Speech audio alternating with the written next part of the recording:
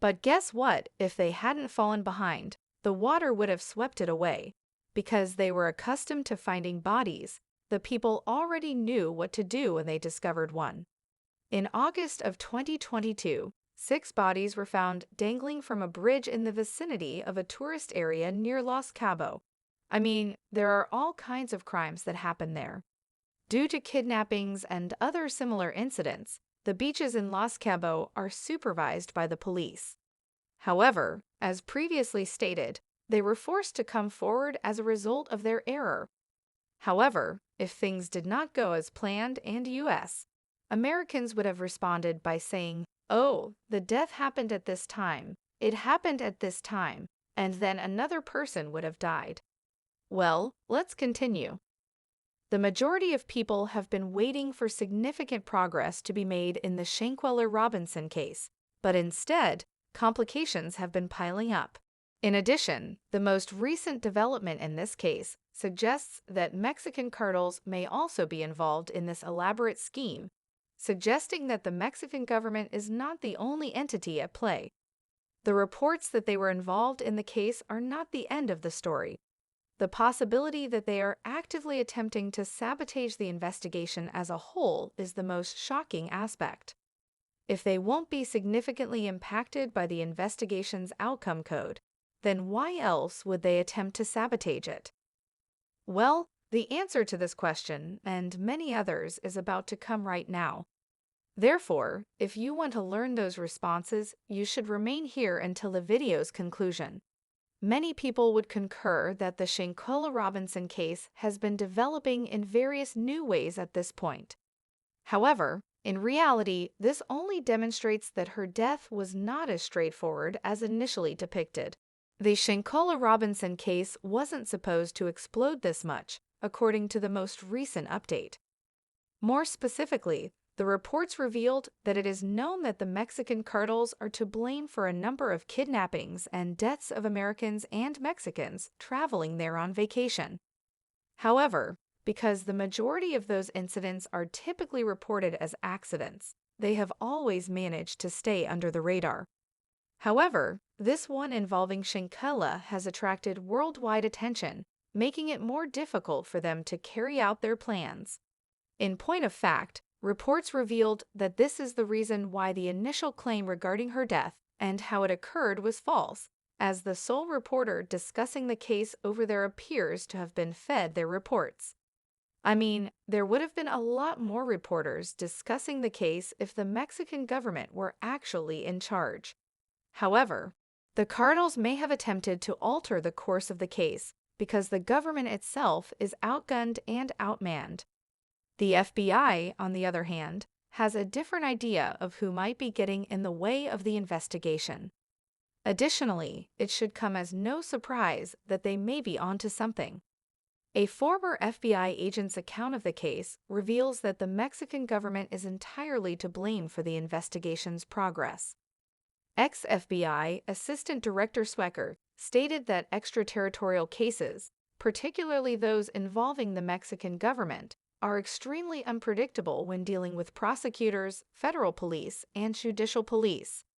First and foremost, their competence is variable. Number 2, as well as their drive to actually move forward with the case. Therefore, before we can actually introduce the evidence into the United States, we must have it in our possession. Courts, all of that is accomplished through treaty, which entails formal papers requests and ribbons and bows that are exchanged repeatedly. In Mexico, the bureaucratic process is even more painful and time-consuming.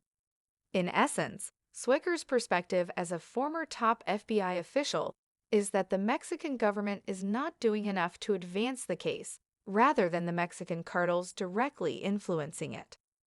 However, he wasn't just concerned with the Mexican government. You see, the original narrative suggests that Shanquella Robinson's friends were involved in some of the occurrences that culminated in her death.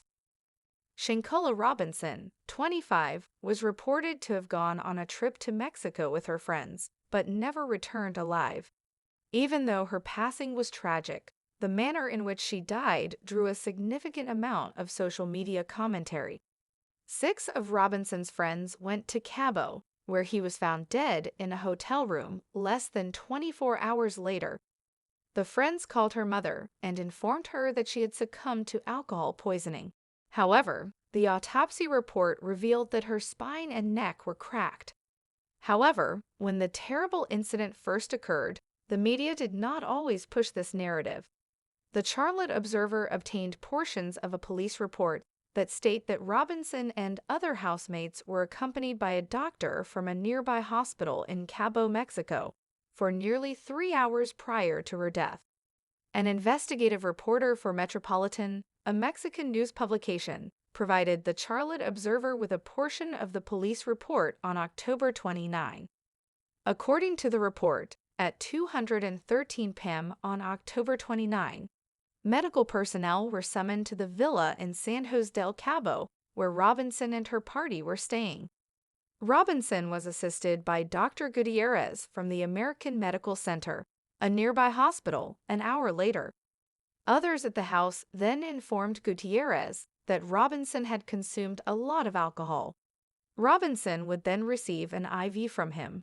The report continues by stating that Gutierrez discovered Robinson, a female with stable vital signs, dehydration, verbal incapacity, and an appearance of intoxication. Robinson's friends insisted that she be treated at the villa, but Gutierrez informed the other housemates that he believed Robinson needed to be transferred to a hospital. Robinson's IV attempt by Dr. Gutierrez was unsuccessful. The police report says that Robinson started having seizures an hour into Gutierrez's house visit.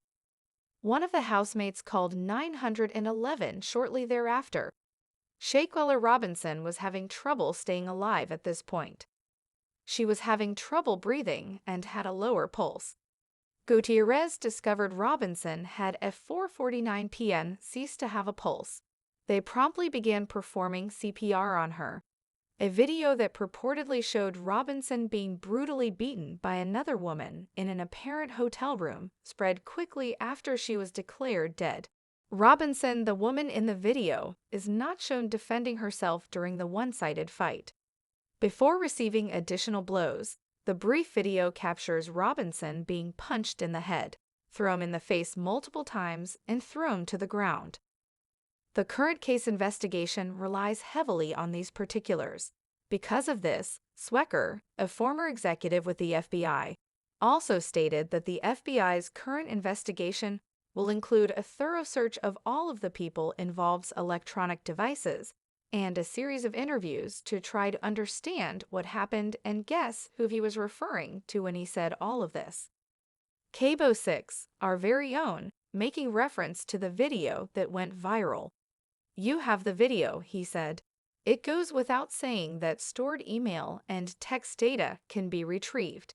Typically, people are careless at the time, and then they text back and forth about what happened or after the fact to try to piece their stories together.